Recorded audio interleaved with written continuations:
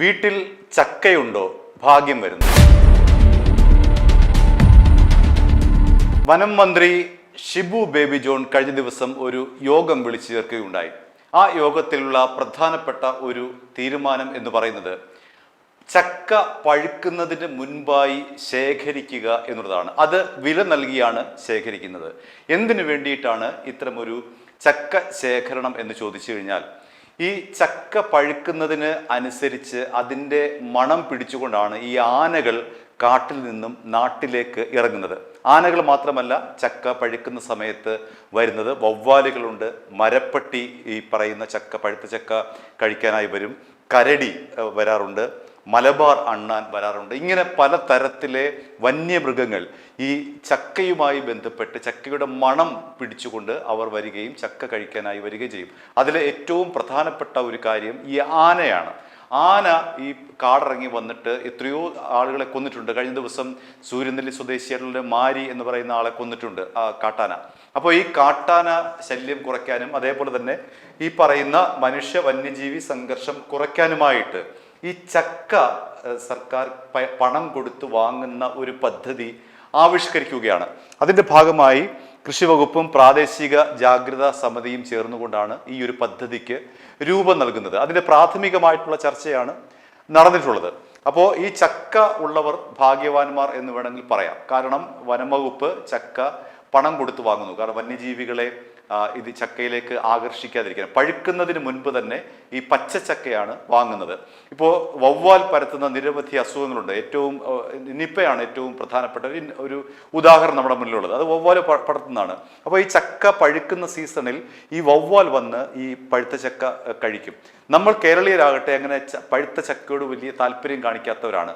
മാത്രമല്ല, ഈ ചക്കയുടെ മറ്റൊരു പ്രത്യേകത, നമ്മളിതിനെ മൂല്യവർദ്ധിത വസ്തുക്കളൊക്കെ ആയിട്ട് മാറ്റുന്നുണ്ട്. ജാമായിട്ടും ചക്കപ്പൊടിയായിട്ടും അങ്ങനെയൊക്കെയുള്ള ഒരുപാട് ഈ കൊച്ചു വ്യവസായങ്ങളൊക്കെ ഉണ്ട് ചക്കയുമായി ബന്ധപ്പെട്ട്. പക്ഷേ ഇവിടെ ശ്രദ്ധിക്കുന്ന ഒരു കാര്യം, നമ്മൾ ഈ ഇന്ത്യയിലെ മൊത്തം ചക്ക ഉൽപ്പാദനത്തിലെ 45% കേരളത്തിലാണ്. ഒന്ന് ഓർത്ത് നോക്കുക, ഏറ്റവും കൂടുതൽ പ്ലാവുള്ള സംസ്ഥാനം കേരളമാണെന്ന് പറയേണ്ടി വരും. കാരണം 45% ചക്ക ഉൽപ്പാദനവും കേരളത്തിലാണ്. നമ്മളിത് കൃഷി ചെയ്യുന്നതല്ല ചക്ക. ഇപ്പം റബ്ബറും ചീനിയും മരച്ചീനിയും അതുപോലെ തന്നെ ചേമ്പും ഏലവും ഒക്കെ നമ്മൾ കൃഷി ചെയ്യുന്നതാണ്. പക്ഷേ നമ്മളങ്ങനെ ഒരു പ്ലാവ് കൃഷിയായിട്ട് അത് നടത്താറില്ല. നമ്മുടെ വീട്ടിൽ സ്വാഭാവികമായി വളർന്നു വരുന്ന ഒരു വൃക്ഷമാണ് ഈ പ്ലാവ്.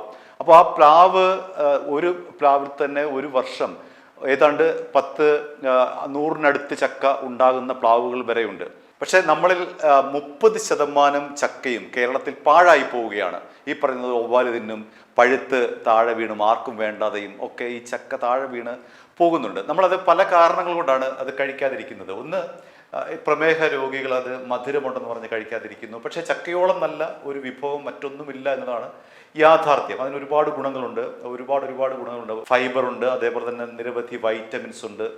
ചക്കയെക്കുറിച്ച് അങ്ങനെ ഒരുപാട് ഗുണമുള്ള ഒരു ഫലമാണ് എന്ന് നമുക്ക് വേണമെങ്കിൽ പറയാം. മാത്രമല്ല, ചക്ക ഈ വാക്വം ഫ്രൈ ചെയ്തിട്ട് കയറ്റി അയക്കുന്നുണ്ട് വിദേശത്തേക്ക്, യൂറോപ്യൻ രാജ്യങ്ങൾക്ക്. അത് 1 കിലോയ്ക്ക് അങ്ങനെ ഈ വാക്വം ഫ്രൈ ചെയ്ത് വിദേശത്തേക്ക് അയക്കുന്ന ചക്കയ്ക്ക് 1 കിലോയ്ക്ക് 2500 രൂപയാണ് വില. ഒന്നാലോചിച്ച് നോക്കുക, 1 കിലോ ചക്ക യൂറോപ്പിലേക്ക് കയറ്റി അയച്ചു കഴിഞ്ഞാൽ 2500 രൂപയാണ് ഈ എക്സ്പോർട്ടർക്ക് കിട്ടുന്നത്.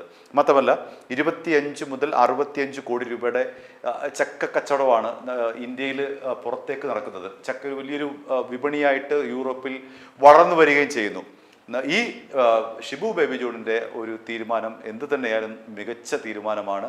കാരണം നമ്മൾ പാഴാക്കി കളയുന്ന ചക്ക അത് പഴുക്കുന്നതിന് മുൻപായിട്ട് തന്നെ ഈ മൃഗങ്ങളും അതേപോലെ വവ്വാലും അടക്കമുള്ളവ വന്ന്, സസ്തനികളടക്കമുള്ള വന്നത് കഴിച്ച് മനുഷ്യനെ ആക്രമിക്കുന്ന രീതി ഒഴിവാക്കി ആ ഒരു സമ്പ്രദായം തന്നെ നിർത്തലാക്കിക്കൊണ്ട് ചക്ക പഴുക്കുന്നതിന് മുൻപേ, അതിൻ്റെ മണം പരക്കുന്നതിന് മുൻപ് തന്നെ പണം കൊടുത്ത് സർക്കാർ വാങ്ങുക എന്നുള്ളത് നല്ല ഒരു ആശയമാണ്. അത് നടപ്പിലാക്കാനുള്ള ഒരു പദ്ധതിയാണ് സർക്കാർ വനംവകുപ്പ് ആവിഷ്കരിച്ചിരിക്കുന്നത്. കൃഷി വകുപ്പും പ്രാദേശിക ജാഗ്രതാ സമിതിയും ഒക്കെ ചേർന്നുകൊണ്ട് അത്തരമൊരു പദ്ധതി നിലവിൽ വരുന്നതോടുകൂടി ഇതിൻ്റെ ഏറ്റവും കൂടുതൽ പ്രയോജനപ്പെടുന്നത് ഈ ഇടുക്കി ആ ഒരു മേഖല, വനവും മേഖല അതിർത്തിയുമായി ബന്ധപ്പെട്ട് നിൽക്കുന്നവർക്കാണ് ഇതിൻ്റെ ഏറ്റവും കൂടുതൽ പ്രയോജനം ഉണ്ടാവുക. ഒരു മധ്യ കേരളത്തിലേക്ക് വരുമ്പോൾ നമുക്ക് അങ്ങനെ ഒരു കാട് എന്ന് പറയാൻ പറ്റില്ല. വനവുമായി അതിർത്തി പങ്കിടുന്ന ജില്ലകളായിരിക്കും ഇതിൻ്റെ ഏറ്റവും കൂടുതൽ ഗുണമുണ്ടാകുക ഈ പദ്ധതി നടപ്പിലാക്കിയാൽ. അവിടുത്തെ ജനങ്ങൾക്ക് വലിയ തോതിൽ ഇത് ലാഭകരമാകും. കാരണം പ്രത്യേകിച്ച് നമുക്ക് ഈ ചക്ക ഉണ്ടാകുന്നതിന് വേണ്ടി നമുക്ക് മുതൽ മുടക്കൊന്നുമില്ല. വളം ചെയ്യുക, അല്ലെങ്കിൽ ഈ കൃത്യസമയത്ത് അതിന് വേണ്ടിയിട്ട് മെനക്കെടുക, അങ്ങനെയൊന്നും വേണ്ട. പ്ലാവ് സ്വാഭാവികമായി വളർന്നു വരുന്ന ഒരു വൃക്ഷമാണ്. അതുകൊണ്ട് തന്നെ ആ ചക്കയും നമുക്ക് ഈ മറ്റ് കൃഷികളെപ്പോൾ തന്നെ സൂക്ഷിച്ച് ചെയ്യേണ്ട കാര്യങ്ങളൊന്നും അത് സ്വാഭാവികമായി ഉണ്ടാകുന്നതാണ്.